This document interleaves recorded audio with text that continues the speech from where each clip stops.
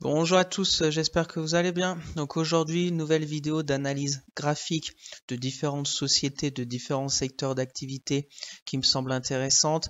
On fera comme d'habitude un gros point sur le CAC 40, surtout après la semaine qu'on vient de vivre. C'était un peu les portes de saloon.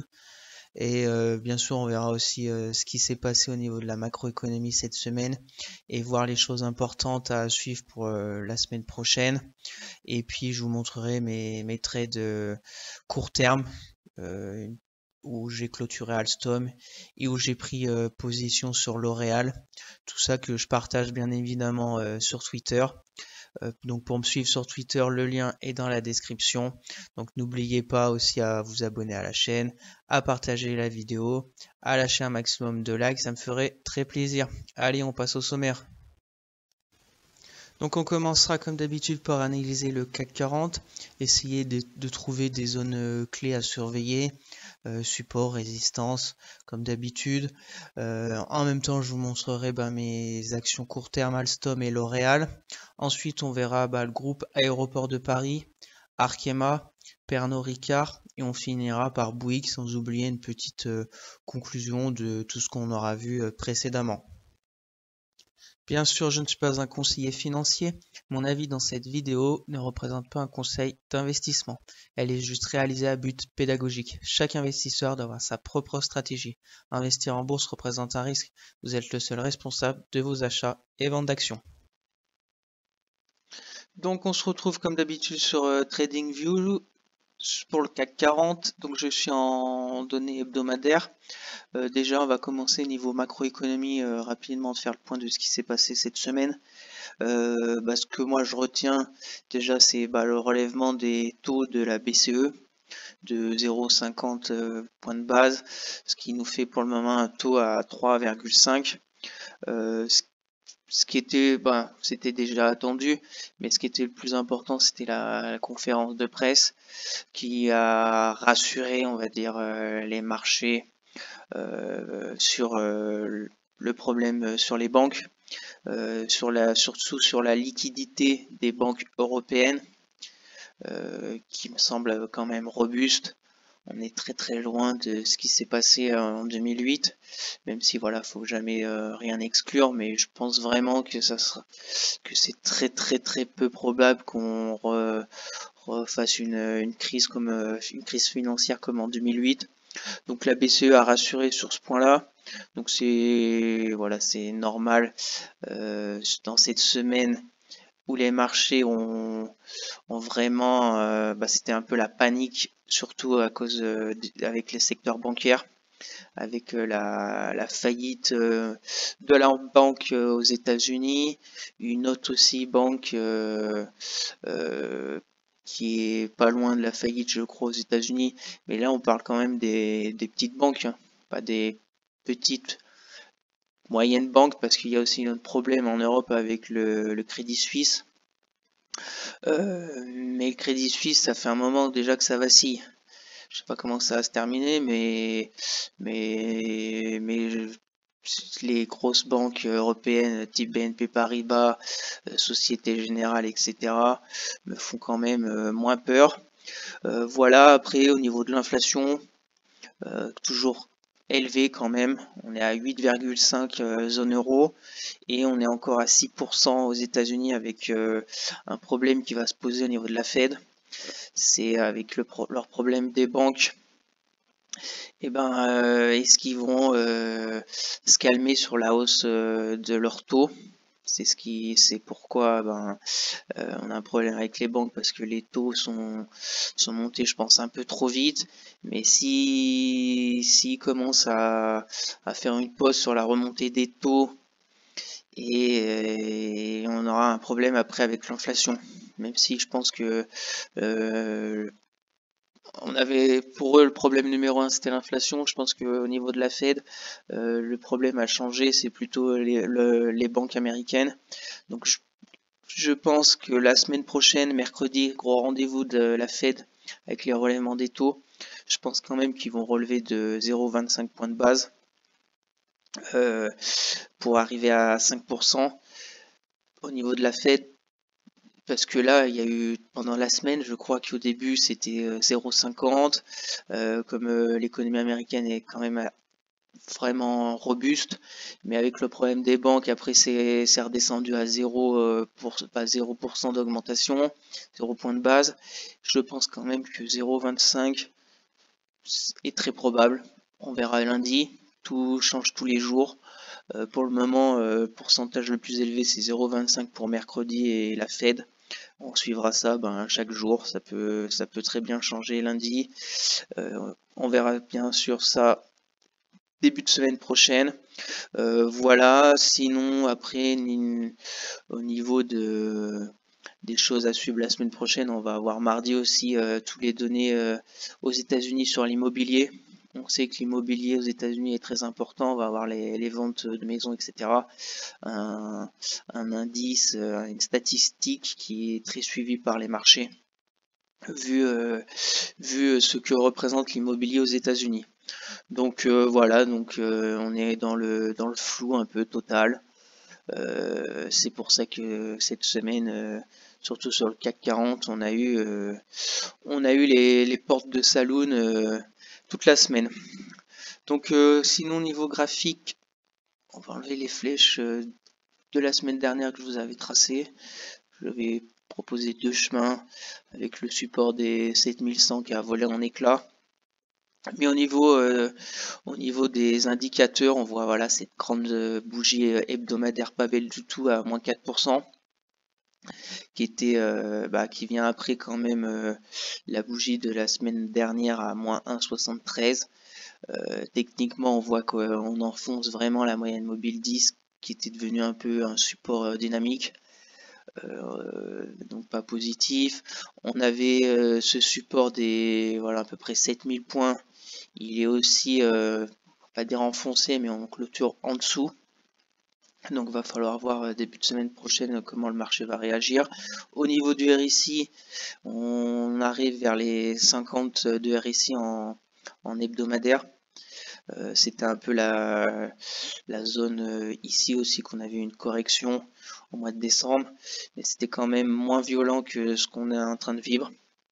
Alors est-ce que le marché a exagéré? On verra ça la semaine prochaine ou pas, ou ça peut encore continuer. Voilà au niveau de l'hebdomadaire. Après, quand on voit le graphique comme ça, sans problème macroéconomie, etc., qu'on connaît, inflation et tout,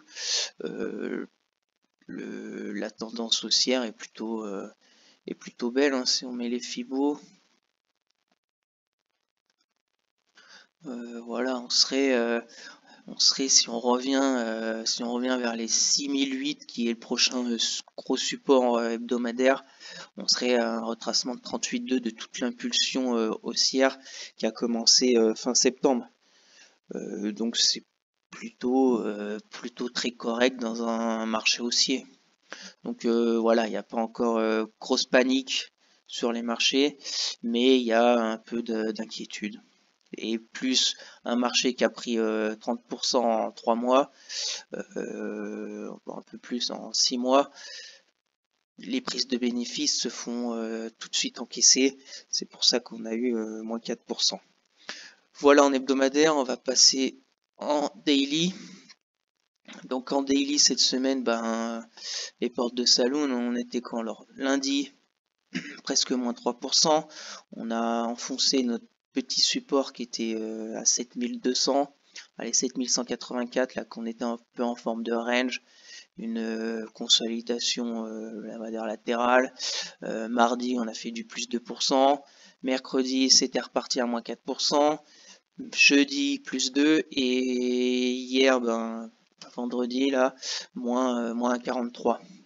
Donc pour les personnes qui tradent l'indice en court terme, je pense que ça a dû être très très compliqué. Je pense qu'il y en a, ils ont dû prendre cher parce que quand on a vu lundi la réponse de mardi, on est revenu clôturer au-dessus de notre support des 7100.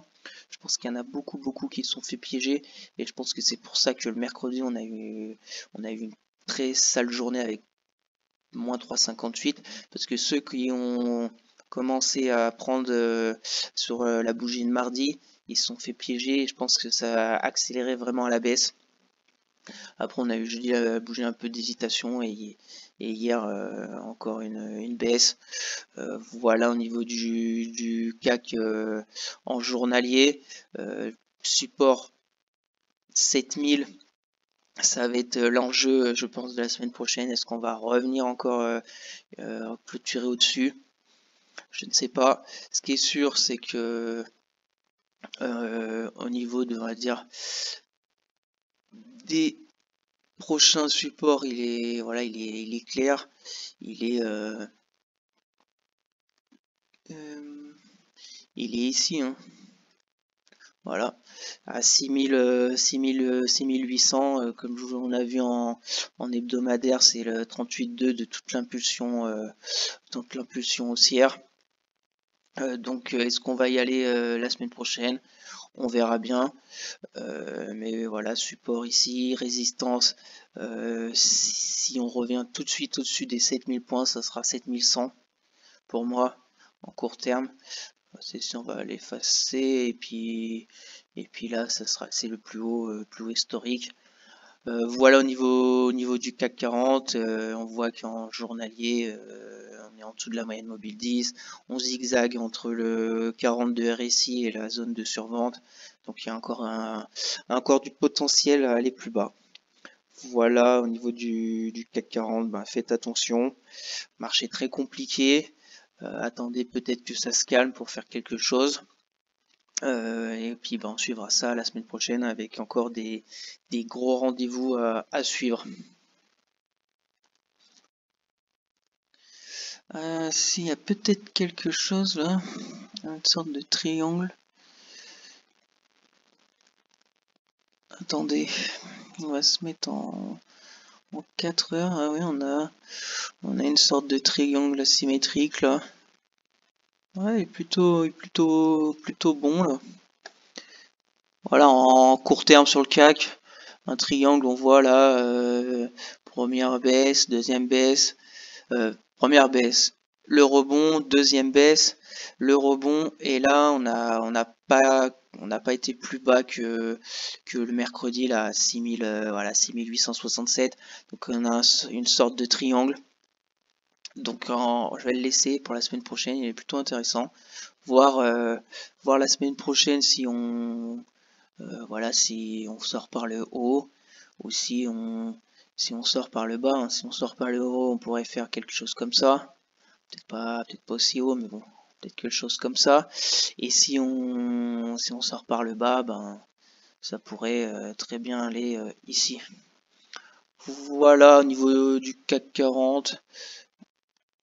Voilà, on va mettre ces deux chemins avec ce petit triangle là pour la semaine prochaine.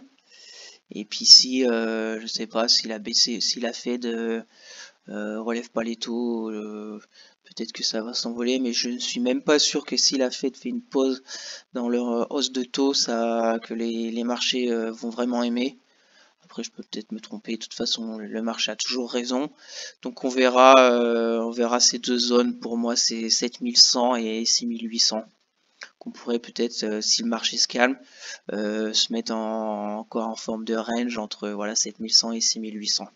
Voilà au niveau du CAC 40, que je partagerai bien évidemment sur Twitter. Donc passons maintenant très rapidement sur mes trades court terme. Donc Alstom, que je vous parle depuis le 31 janvier où j'ai pris position. Objectif c'était 30,66. Je suis sorti avec mon stop que j'avais mis à 26,51, donc le lundi dans la journée, et je suis sorti en perte de 3% je crois, d'où l'utilité de à peine 3%, d'où l'utilité de mettre un stop, parce que là Alstom a vraiment perdu en une semaine. On était presque jusqu'à moins 15%. On a une petite réaction là sur la moyenne mobile 200. Donc à suivre, mais bon là il y a pour ma part, on va tout effacer, le trade est clôturé, on attendra de voir s'il y a une autre configuration sur Alstom. Mais voilà, pour ma part, échec sur le trade d'Alstom, petite perte avec un bonnet management de moins 3%, donc d'où l'utilité de mettre un stop. Et puis on va voir L'Oréal, la seule position que j'ai rentrée aujourd'hui non, cette semaine. Donc L'Oréal, je suis rentré mercredi 15 mars. Vu la configuration graphique est plutôt intéressante avec cette forme de range là, soit c'est une zone d'accumulation, soit une zone on va dire de distribution. Quand c'est comme ça, si on sort par le bas, ça voudra dire que ça aurait été une zone de distribution et ça va corriger plus bas. Par contre, si on sort par le haut, ben, ça voudrait dire que c'était une zone de consolidation à plat pour aller plus haut. Donc en plus l'action fondamentalement est très solide. Donc c'est dans ces moments, on va dire, pas de panique, mais d'incertitude sur les marchés, de prendre des actions fondamentalement plus fortes, très fortes, c'est quand moi personnellement ça me rassure un peu.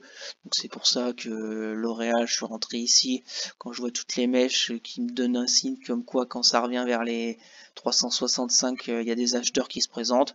Donc je suis à un PRU de 373,45. Pour le moment, le stop est assez éloigné à 357 euros. Premier objectif, ça serait 389. En une journée, on a presque atteint, mais je vise plutôt 400 euros. Tout dépendra bien sûr le marché, comment il va se comporter. 389, ça ferait 4%. Là-haut, ça ferait 7%. On verra sur L'Oréal qui en hebdomadaire est plutôt aussi intéressante. On voit cette grosse zone ici de polarité qui était résistance, qui est devenue support, mais support cassé qui est devenu résistance, résistance, et au mois de janvier on l'a cassé et depuis on retourne pas en dessous, donc c'est vraiment intéressant. On a en plus la moyenne mobile 10 hebdo qui joue un peu son rôle de support dynamique et RSI positif, donc voilà, je tente ma chance sur L'Oréal pour peut-être 2-3 semaines, un mois, on verra bien comment que ça se décante. Pour le moment, on est toujours entre ces deux bornes des 390 et des 370, à peu près 367. 400 parce que ça serait là-haut, là, ça serait une bonne zone de prix aussi qui me semble intéressante. Donc bien sûr, je vous ferai suivre ça sur Twitter. Pour les personnes qui souhaitent rentrer, voilà, faudrait revenir ici. Peut-être que là, hier, on a eu moins 0,90. Revenir vers les 373 pour encore revoir des acheteurs qui se présentent pour tenter ma stratégie sur L'Oréal. Voilà au niveau de mes trades court terme où je n'ai plus que L'Oréal et Alstom clôturés. Donc passons maintenant à Aéroport de Paris. Donc quand on voit le graphique, là je suis en daily, on voit que ça fait des grands swings, on dirait un serpent. On va se mettre quelques secondes en hebdomadaire pour vous faire voir un peu cette ligne un peu de support oblique qui est plutôt intéressant. On voit le support depuis la crise Covid qui a été touché plusieurs fois. Ici, au mois de septembre, on a failli y retourner. Décembre, pareil. Les plus bas, là, de septembre 2022, on y a été. Décembre aussi. Et là, on est en train de peut-être y revenir. Donc, c'est pour ça que je vous en parle. Bien sûr, voilà, fondamentalement, Aéroport de Paris, c'est pas trop ma tasse de thé. Mais pour du trade court terme, ça peut peut-être se jouer. Donc là, ce que je vais attendre moi, c'est une réaction du marché par ici, hein. Voir ce que ça va donner, attendre que les acheteurs se présentent. L'objectif, ça sera simple, ça sera de revenir là-haut. Avoir 141 euros, ce qui est bien si on tourne autour des 130 euros. En plus, on voit les 3 derniers jours, presque les mèches tous au même endroit, vers les 130 euros. Ça serait un stop très très court vers les 126. Ça ferait un stop de 3%, peut-être un peu plus de 3%, parce que j'attendrai bien sûr comme d'habitude une bougie avec des acheteurs qui se présente pour relancer la dynamique et aller jusqu'à là-haut. Ça ferait, c'est un 131, 132, ça ferait 7%. Donc c'est toujours intéressant. On voit les grands swings avec des grandes montées assez rapides et des grandes baisses assez rapides. Donc c'est assez périlleux quand même, Aéroport de Paris. Mais je vais suivre ça la semaine prochaine, voir si déjà elle tient les 127, 128 euros. Voilà, après on est sur du cours négatif, moyenne mobile, on est bien en dessous. Moyenne mobile 10, bien en dessous. RSI, on rentrerait en zone en dessous du 40. Donc c'est un peu dangereux, mais j'attendrai peut-être toute la semaine prochaine, voir comment ça se décante. Et bien sûr, je partagerai tout ça sur Twitter. Donc passons maintenant à Arkema. Graphiquement aussi intéressante parce qu'on revient sur une bonne zone de polarité, moyenne mobile 200. J'avais bien aimé on avait quoi du 16 novembre au presque début janvier, 2 mois de vraiment de consolidation à plat. Et qu'on avait franchi cette résistance des 87 euros et quelques, et ben on était monté jusqu'à presque 100 euros avec une belle poussée haussière. Et là, depuis le début mars, ça corrige sur Arkema. Il y avait cette première zone ici à 94 euros, prix aussi qui était résistance en juillet de l'année dernière, novembre, qu'on avait fait le pullback dessus mi-février pour la dynamique haussière. Et là, on l'a cassé. Et on l'a cassé sur Arkema cette semaine. Et là, on est revenu sur une autre zone de polarité, 87,50 € avec la moyenne mobile 200. Ce qui me plaît, c'est qu'on avait eu ce travail de moyenne mobile aussi 200 en mi-janvier. Vous voyez, 2 semaines entre le 13 janvier et le 26 janvier, quand on avait franchi la moyenne mobile 200, on avait travaillé presque 10 jours pour après relancer la dynamique haussière. Donc c'est ce que je vais suivre sur Arkema la semaine prochaine. Ma stratégie, c'est simple aussi, hein. C'est de pas avoir de clôture en dessous des en dessous des 86 euros. Si on a une clôture journalière en dessous des 86 euros, et ben faudra voir ce qui se passe. Le prochain support à 83 euros. Si par contre on a un retour des acheteurs, un CAC qui va un peu mieux et que Arkema va mieux aussi, on tenterait dans un premier temps aller un retour par ici, 93, ça ferait combien ça? Si on prend sur une belle bougie comme d'habitude, ça ferait pas beaucoup, 4% et quelques, mais par les temps qui courent c'est pas mal, surtout qu'avec un stop stop bien juste en dessous de la belle bougie du jour si elle vient un jour, de la semaine prochaine, ça ferait à peu près 3%. Bien sûr que le mieux ça serait de retourner là-haut, mais des fois faut pas être trop gourmand, surtout par les temps qui courent.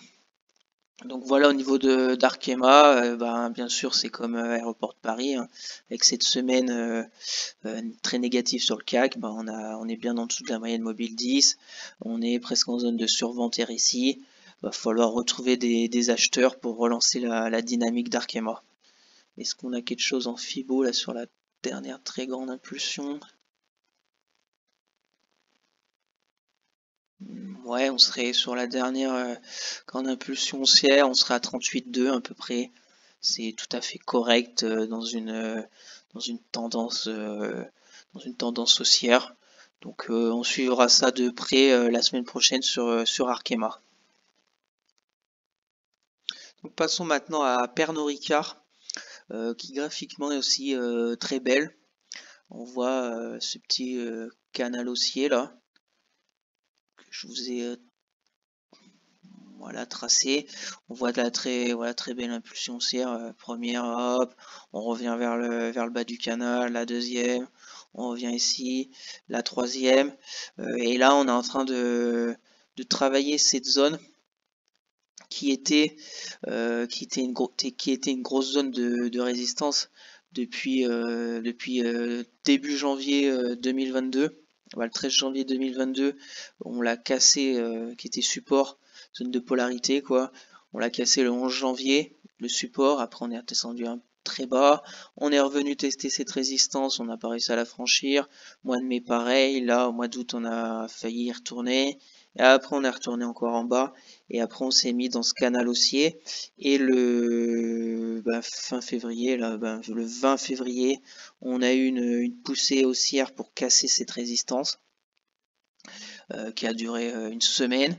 Et on a fait un beau pullback dessus. Et la bougie, en plus du jeudi 2 mars, on voit que vraiment les acheteurs se sont représentés sur Pernod Ricard avec un plus de 42 sur cette zone qui devient maintenant support.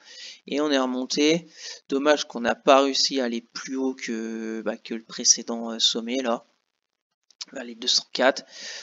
Et on est revenu encore là mercredi. Donc lundi, quand le CAC a fait du moins 2, moins 3, on a eu en plus la mèche basse. Donc on voit très bien que les acheteurs aussi se présentent vers les 196 € sur Pernod Ricard. On a eu lundi, mardi plus 1, mercredi on voit encore une grande mèche basse. Jeudi, on a eu, quand le CAC c'est bien remonté aussi à plus 2, on a eu plus de 34. Et hier vendredi, moins 2. Donc voilà au niveau de Pernod Ricard qui m'intéresse aussi, qui est fondamentalement aussi très très intéressant. Donc moi ce que je vais attendre c'est de revoir si le CAC revient ici. Peut-être que si la semaine prochaine si le CAC, si Pernod Ricard, ce que j'attends c'est Pernod Ricard vers les 196 €. Voilà, peut-être comme ça. Et objectif ça sera là-haut. Peut-être que on reviendra pas. Si on revient pas, ça m'intéresse pas de rentrer Pernod Ricard vers les 200 € parce que l'Amazon que je vise, c'est là-haut. C'est vers les 207. Donc si je rentre Pernod Ricard vers les, si lundi et mardi le CAC se réveille et que Pernod Ricard reprogresse 201, ça ferait à peine 3% de gain. Il faudrait mettre le stop ici à presque 4%. Donc le risque, le ratio gain-perte, pas du tout intéressant. Par contre, si on a un CAC encore qui hésite début de semaine prochaine et Pernod Ricard revient vers les 196 €, là ça deviendrait plus intéressant pour tenter de rentrer sur une belle bougie. Par exemple là, Pernod Ricard, j'ai regardé mardi, j'ai failli rentrer vers les 198. Franchement j'aurais pu.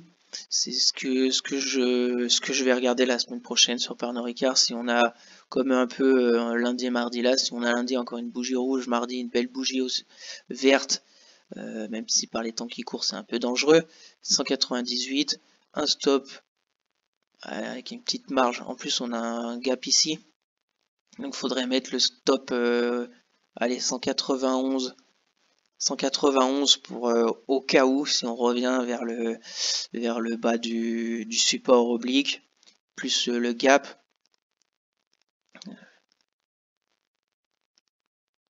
Je vais mettre ce gap là, ce gap haussier qui deviendrait aussi un peu un support. Donc voilà, ça ferait 198 par là, 2-3% pour aller chercher presque 5%. Donc voilà mon plan de trading pour Pernod Ricard, si elle revient bien évidemment vers ce beau petit support vers les 196 €. Après, au niveau de la M10, il n'y a pas trop de signal. On voit que c'est un coup en dessous, un coup au-dessus. Et au niveau du RSI, ça fait un moment qu'on traîne au-dessus de 50. Donc contrairement aux autres actions, elle résiste plutôt pas mal. On aurait presque un range ici, un très court terme si on se met en 4 heures. Vous voyez, ici avec ici. Voilà. Sur Pernod Ricard. Mais bon, jouer la sortie du range, c'est pareil, le ratio gain-perte m'intéresse pas vraiment parce que ces plus hauts historiques sont à 211. Il faudrait vraiment une belle dynamique sur le CAC qui pour le moment est un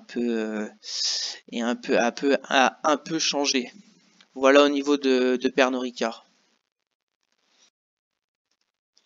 Donc on va passer maintenant à Bouygues qui aussi revient sur une grosse zone de polarité. On va se mettre en hebdomadaire parce que j'ai aussi un support oblique long terme, on va dire, depuis la crise Covid. Voilà, ça fait un moment que je l'avais tracé. Est-ce qu'on va revenir un jour? Je ne sais pas. Je vous le montre quand même, ce support oblique. Sur Bouygues, donc en daily, ce qui est intéressant, bah, c'est toute cette zone là entre 30,50 € et 31 €. On voit vraiment la vraie zone de prix de polarité, résistance presque jusqu'à mai 2022. On l'a franchi, on est monté jusqu'à 33 €. Après, on est repassé en dessous, c'est qui est devenu support. Et il est devenu après résistance depuis de juin 2022 à, à février, 14 février là, 2023. Et on l'a passé avec vitesse. On a fait un beau pullback dessus avec une mèche basse le mercredi 22. Et on est remonté presque pile poil jusqu'au plus haut de mai 2022 à peu près 33 €. Et là, on a une correction. Et ce qui est intéressant, c'est que hier, là, vendredi, on a une mèche basse au même endroit, vers les 31 €, 30,80 €. Donc ce que moi je vais attendre sur Bouygues, c'est de retrouver des acheteurs, comme les trois autres actions que je vous ai montrées précédemment. C'est de retrouver une volonté des acheteurs de reprendre du Bouygues, et je monterai dans le train pour essayer d'aller retourner vers les 33 € avec un stop très court qui sera placé juste en dessous de la belle bougie qui, si elle vient bien sûr. Là, toutes les actions que je vous ai montrées, c'est si bien sûr on a un cas qui essaye au moins de repartir vers le nord, et des actions qui suivent avec une volonté des acheteurs, hein. Peut-être qu'il n'y aura aucune des 4 que je vous ai proposé des acheteurs et tous les supports vont casser, hein. Ça, on verra ça la semaine prochaine, ce qui va se passer. Mais je me prépare au cas où, si on a des acheteurs qui se présentent avec une belle bougie qui, voilà, vers les 31 €, 31,40 €, retour vers les 33 €, ça ferait presque 5%. Un stop juste en dessous, ça ferait un petit stop de moins 2%. Moins 3 peut-être, ça dépendra, on verra bien. Mais voilà, ma stratégie est très simple sur Bouygues, hein. Jouer ce gros support, cette grosse zone de polarité.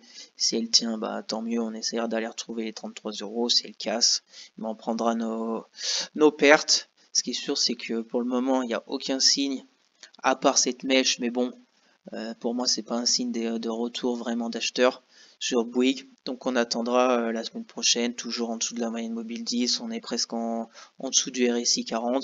Donc à l'heure actuelle, pas positif. Mais si on retrouve les acheteurs, va falloir regarder de plus près Bouygues. Voilà, après Bouygues, je sais que pas mal de personnes l'aiment pour du long terme. Donc pour les personnes, mon conseil pour prendre du Bouygues, peut-être que je sais pas, vous en avez déjà, mais s'il y a des personnes long terme qui veulent rentrer du Bouygues, cette première zone pourrait être une zone d'achat pour commencer une ligne de Bouygues, je pense. Voilà, des petits achats par ici, un petit achat par là. Si on casse le support, c'est très simple. La prochaine zone, ça serait vers les 28 € qui reviendrait vers le support oblique que je vous ai montré, plus ce gros support aussi depuis novembre 2021. Et ça ferait Encore une perte de 10%. Est-ce qu'on ira? Je ne sais pas, mais là, ça serait vraiment, je pense, une zone intéressante pour du long terme sur Bouygues. Voilà mon conseil pour Bouygues. Je sais que des personnes aiment bien Bouygues pour le long terme avec son dividende très constant. Donc voilà au niveau de Bouygues. Donc pour conclure rapidement cette vidéo de retour sur le CAC, les points je pense importants à surveiller, ça va être ce petit triangle déjà court terme, voir par où on sort, soit par le bas, soit par le haut.